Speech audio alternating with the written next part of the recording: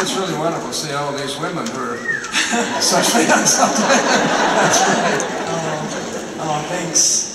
Well, thank you. Hello. Good morning. Well, I'd like to thank Senator Hatch for inviting me to come.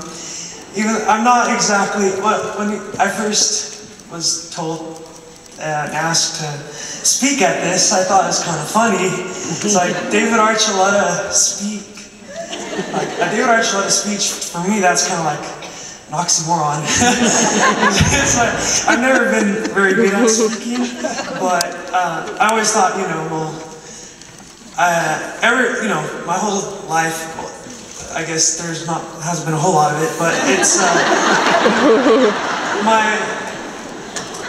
the life, when I was younger and stuff, I was never good at speaking. I probably would have never been able to come up and say 5 words in front of all of you a few years ago, but I always thought, well, I guess that's why I have music in my life and singing, because that's the only way I know how to communicate to people. But over the last couple of years, it seems like music's kind of gotten me in a lot of situations and a lot of trouble with having to speak in front of people a lot.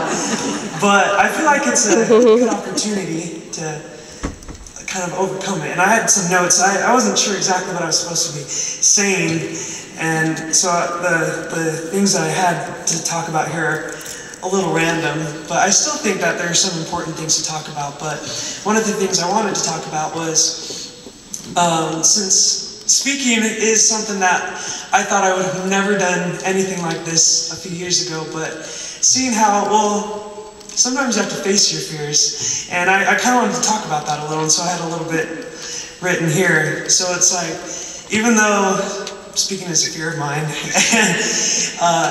I know it's something I need to face and kind of, go head on against and do more of. So one of the things I know they asked me to speak about was about, following your dreams and still realizing the important things in life. And so the first question I thought, well, what does it mean to follow your dreams? And I kind of thought, well, it's your desire to accomplish something that seems difficult. And, it's like, well, that only exists in my dreams. That can never happen in reality. But then it's like, well, why not? I mean, if it's something you really have a desire to do and you feel like it's a good thing, it may seem difficult to do, but you just take those first little steps. And I think those are the most difficult things to do, is getting started with doing that. So I said the first step of having greater growth in life is facing those fears of not being able to accomplish those things. If you want to get better at something, we need to start in the first place. It's like, oh, well, I'll never be good at that. I know I'm bad at that. And so we avoid doing it and try to avoid it. Like speaking for me, I didn't avoid it today, but I think that's a good thing. So, as I stand before all of you here today, you guys can kind of witness, you're my witnesses, of me taking that step forward and improving my speaking skills. And it really is a difficult step sometimes, because it's almost like we're fighting this current of fear that's pushing us back. And that's the thing that keeps us from moving forward from our weaknesses. And we can have something, if we have a weakness, like, okay, mine is speaking. Let me see how it is. So, speaking, as you can see, is difficult for me. But the more I do it, well, if I would have been like, oh, I'm not ever going to speak because I'm bad at it. Well, David, how are you going to get better at it if you never do it?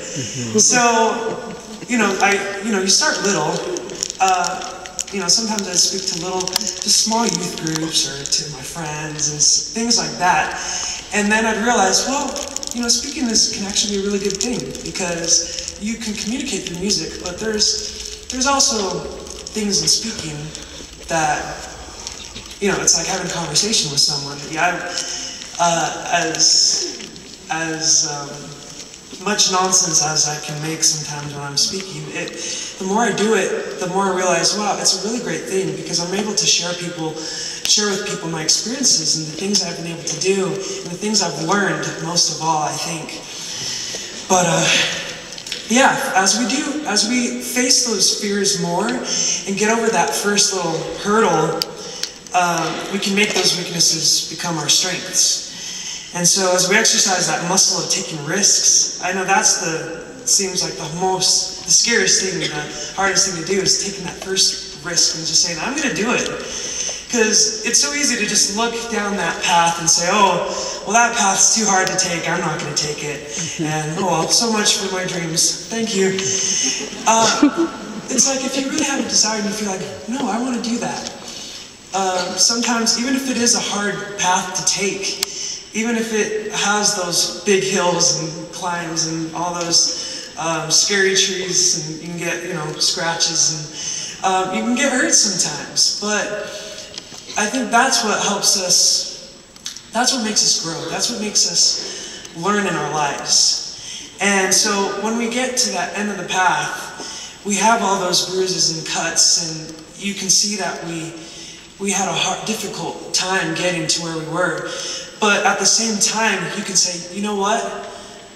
This is proof that I went and I took that path. And this is proof that I did all I could and that I was willing to take that path, even though it wasn't the easiest path to take.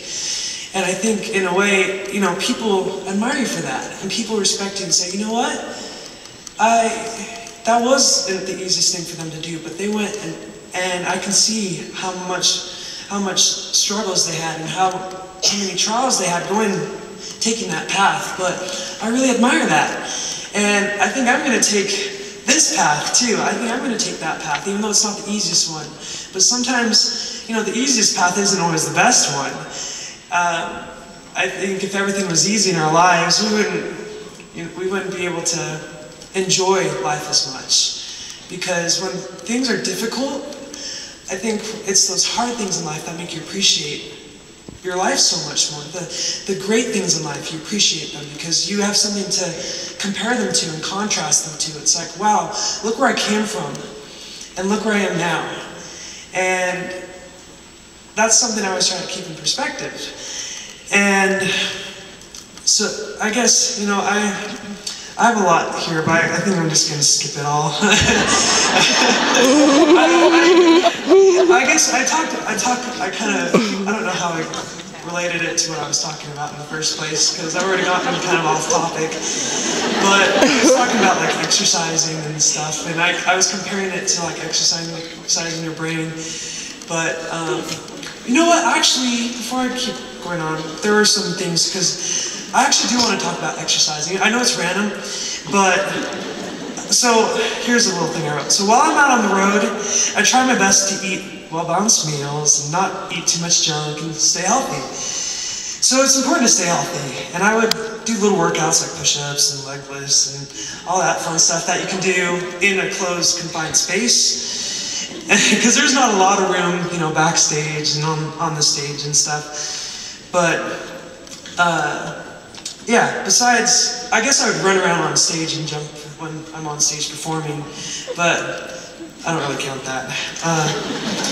But there were times where I started getting lazy or distracted while on tour. And near the end of tour this summer, I'd fallen out of my routines. But afterwards, I made a decision to start running again in the mornings. And the hardest part was to get started. I was, trying to motivate myself out of bed, especially early in the morning, because on tour you kind of get in this strange schedule where you don't even leave until late, and so you get up later. So the hardest thing was just like, oh no, the alarm's going off. But sometimes I just have to fight with myself to just get up and get ready. But I told myself, David, you said that you're going to exercise. And you better get out of bed, or else you will have lied to yourself. And you know what lying to yourself leads to? It leads to saying that you'll do things, and it'll lead to saying that you'll do things for other people, and